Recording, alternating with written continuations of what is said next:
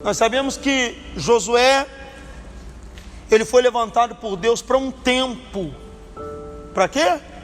Um tempo. Que tempo era esse? Tempo que Deus queria honrar o seu povo sobre as demais nações. O tempo que Josué liderou sobre o povo de Deus foi um tempo de muitas guerras, mas também de muitas vitórias. Deus, ele levanta Josué como sucessor de Moisés, o grande profeta, que viveu 120 anos e morreu. Mas antes da sua morte, escute isso aqui, mais baixinho por favor aqui.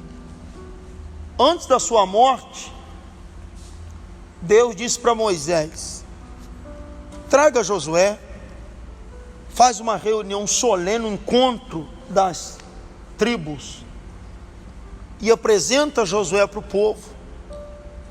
Coloca sobre ele a sua mão e transfira para ele a sua glória, ou a glória que eu te dei.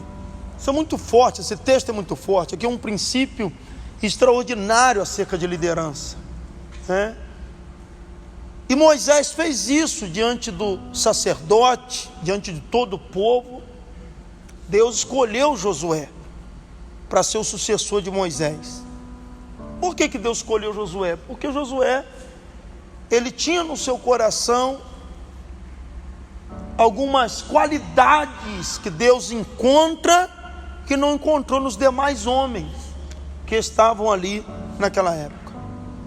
Resumidamente, Deus, ele levanta Josué com essa unção que ele recebeu pela imposição de Moisés. Gente, deixa eu abrir um parênteses aqui.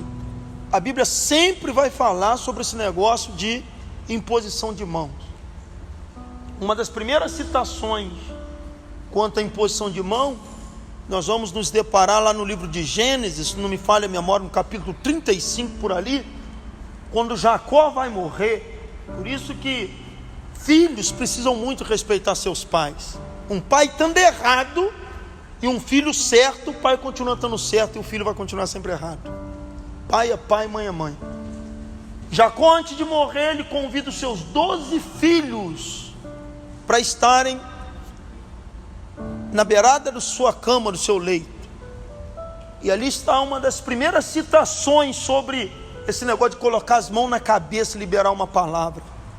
Se você nunca teve o privilégio de ter sobre a sua cabeça a mão de um sacerdote, de um pastor, que por sua vez pode liberar uma palavra de bênção, você não imagina o peso disso. Você não imagina o peso disso.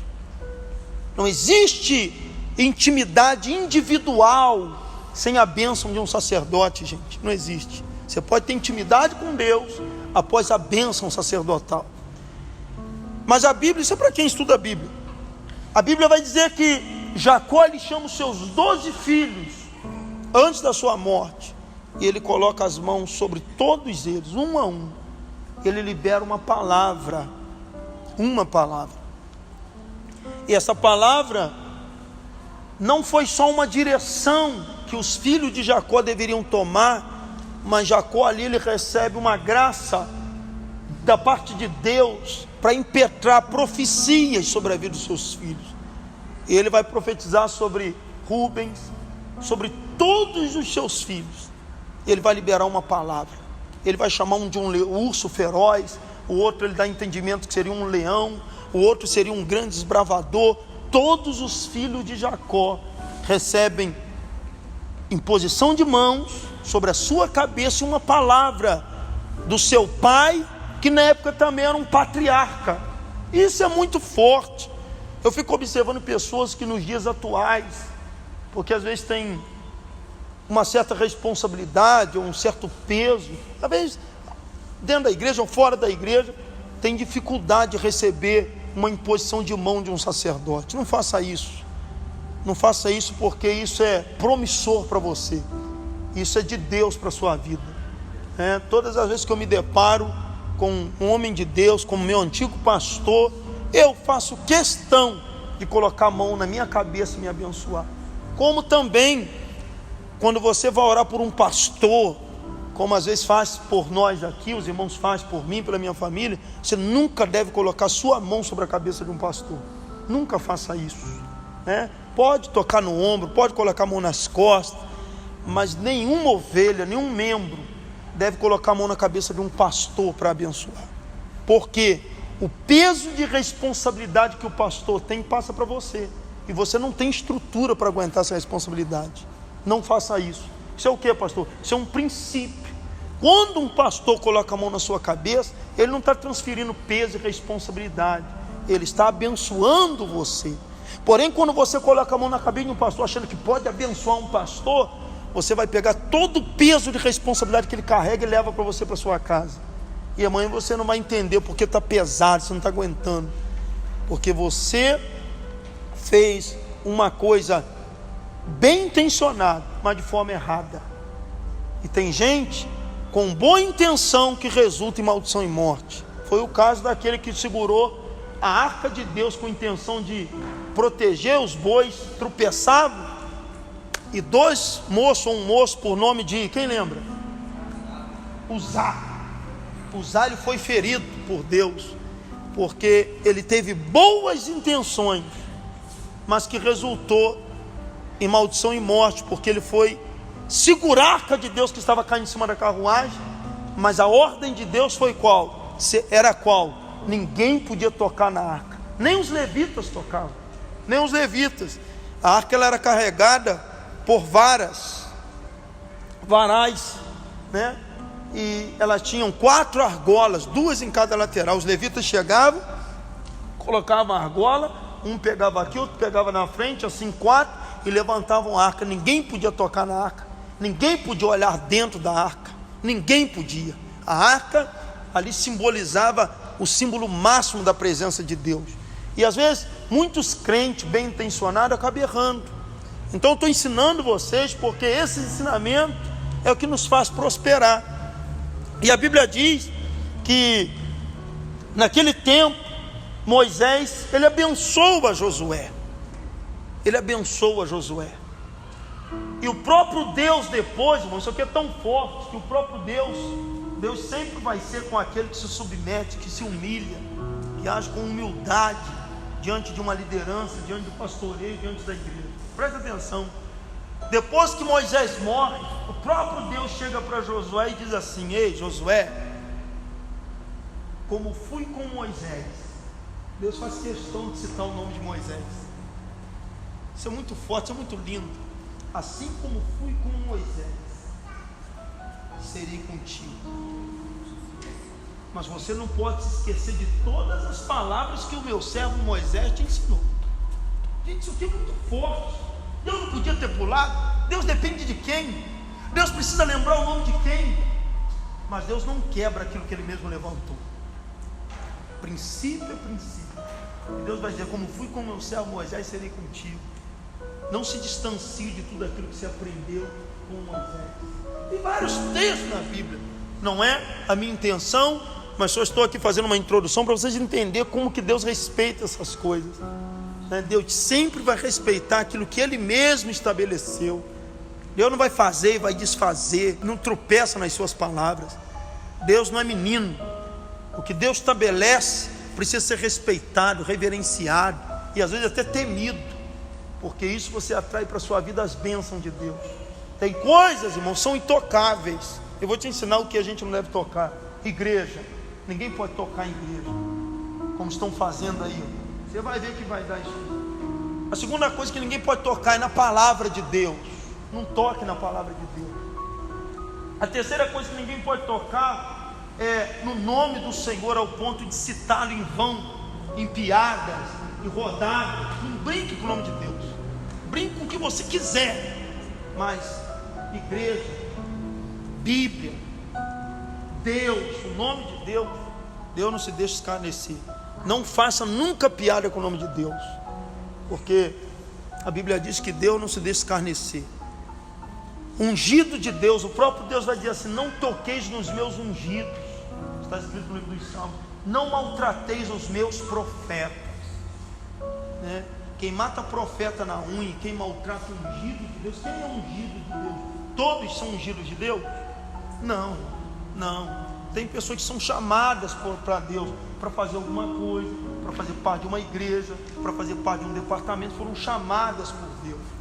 E existe uma coisa muito interessante aqui: existe quem é separado por Deus e quem é ungido por Deus. Tem gente que é separada por Deus para fazer uma coisa, tem gente que é ungida por Deus para fazer outra. Então não se esqueça, várias vezes na Bíblia nós vamos encontrar Deus separando pessoas. Por exemplo, e busquei dentre eles um homem, para que estivesse na brecha entre mim e esse povo, mas ninguém achou. O que Deus queria? Separar alguém para ele usar. Mas no caso de Davi, por exemplo, Deus vai dizer: achei Davi, meu servo, com meu santo óleo ungido. A gente tem que entender isso. Tem coisas, tem pessoas que são separadas por Deus para fazer alguma coisa. Tem gente que está além, foi ungida por Deus para liderar quem foi separado por Ele. E as pessoas não entendem isso e faz uma lambuza, né? Ah, eu sou ungido de Deus. Não, você é separado para um departamento, você é separado para fazer parte da igreja, você foi chamado por Deus para fazer parte de uma congregação, você foi chamado por Deus para pregar, você foi chamado por Deus para cantar. Essa palavra ungido por Deus é muito pesada, é muito forte. Nem todo mundo, mas canta. Pois é, separado por Deus, mas não é ungido por Deus. Recebeu até um dom, mas não é ungido por Deus. Recebeu até uma graça, mas não é ungido por Deus. No tempo antigo, Deus só ungia reis, sacerdotes e às vezes alguns profetas. Então a gente tem que entender isso. Quem é separado para fazer algo, e não é porque a pessoa é separada para fazer algo que ela quer estar no nível de quem foi ungido para coordenar as coisas de Deus. Então entenda isso. Tem pessoas que são separadas, tem dons, canta muito, prega muito, né? Tem um dom de administrar, tem um dom de empresariar, tem um dom para liderar sua família, tem dom para convencer, tem dom para vender. Ela foi até separada para aquilo ali. Agora, ungido por Deus são pessoas que só Deus tem um porquê em ungí-las. Só Deus tem um porquê. A unção de Deus. Ah, irmão, igreja. Não, a igreja ela foi separada. A igreja ela foi chamada para um tempo. A igreja foi separada como um exército. Alguns membros foram separados, foram chamados. Agora, unção, ungido de Deus. Dificilmente você vai encontrar ungido no plural. Você vai encontrar ungidos, dificilmente. E olhe lá se a Bíblia fala sobre ungidos. Ungido de Deus são poucos. É a mesma coisa quando eu digo o templo de Deus, o santuário de Deus, ele tinha 3 repartições. Ele tinha um átrio, o lugar santo e o santo dos santos. Escuta aqui, o átrio era como o quintal do templo, né? Um lugar que todos podiam chegar. O lugar santo, que era a nave, algumas pessoas podiam entrar, mas o santo dos santos era o lugar que Deus escolhia um para entrar. E a gente tem que ter noção do que é sagrado, essas coisas, sacro e santo de Deus. Então, é muito forte esse negócio da imposição de mão de ungido de Deus. Entendeu? Quando você recebe na sua cabeça, Moisés era ungido de Deus para aquilo ali. Deus deu a ele a unção para libertar. E é por isso que Faraó se lascou com Moisés. O Egito se arrebentou diante de Moisés. Moisés orava. Não só orava e Deus respondia, mas como ungido de Deus, ele é um cara que vai dar um conselho para Deus. Você sabe o que é isso? Já imaginou o que é isso? Moisés, ele vai aconselhar a Deus no meio do caminho. Deus pensa em matar todo o povo, porque está virado. Moisés vai dizer: o que dirão os seus inimigos se o Senhor fizer isso? O Senhor tem as suas razões, mas seus inimigos dirão que o Senhor tirou o povo de lá e não deu conta de cuidar deles aqui. E Deus voltou atrás do que queria fazer, porque Deus ouve uma direção, uma palavra de um ungido, porque o ungido de Deus, ele fala segundo o coração de Deus. Ungido de Deus é diferente. Desde quando a igreja foi levantada, estabelecida, Deus estabeleceu alguns princípios para a igreja continuar fluindo. E felizes são aqueles que fazem parte da igreja e se adequam a esses princípios. Você está distante da Santa Ceia, você está distante do dízimo, você está distante de congregar, comunhão com os irmãos. Você está achando que pode ficar por aí orando nos montes, descendo monte, subindo monte, que você ora de madrugada até 1, 2 horas da manhã. Isso para Deus não quer dizer nada.